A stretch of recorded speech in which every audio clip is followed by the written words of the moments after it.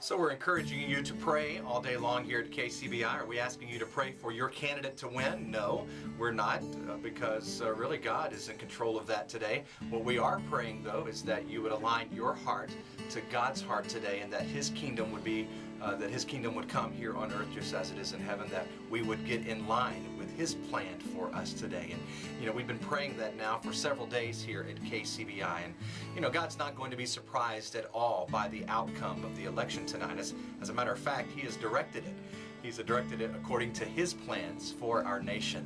Romans 13, verse 1 and verse 4 reminds us that there is no authority except that which God has established. The authorities that exist have been established by God. And then he goes on in verse 4, the Apostle Paul, he says, "For He is God's servant to do you good." So today really is no different than yesterday or the day before or last week or last month. We're all called to do our part as citizens of this great country. And then of course we are called to let God do His part.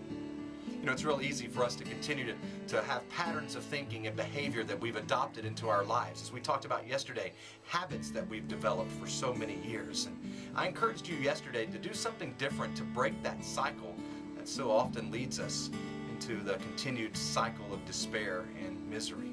So as you go throughout this day, I want you to learn a new habit. And here's what it is. Try saying, "I trust you, Jesus." No matter what it is you come face to face with when you arrive at work today, say, "I trust you, Jesus." No matter what it is that awaits you at school, say, "I trust you, Jesus." Or maybe it's at home where you're feeling a little discouraged today. Say, "I trust you, Jesus." Because when we wake up tomorrow morning, yes, we may know who will be our next president, or if the lawyers get involved, we may not know. But one thing will be certain. We will know that God will still be on His throne, and His will have been done on earth just as it is in heaven. And the servant that He has put into authority, He has willed him to do good for us.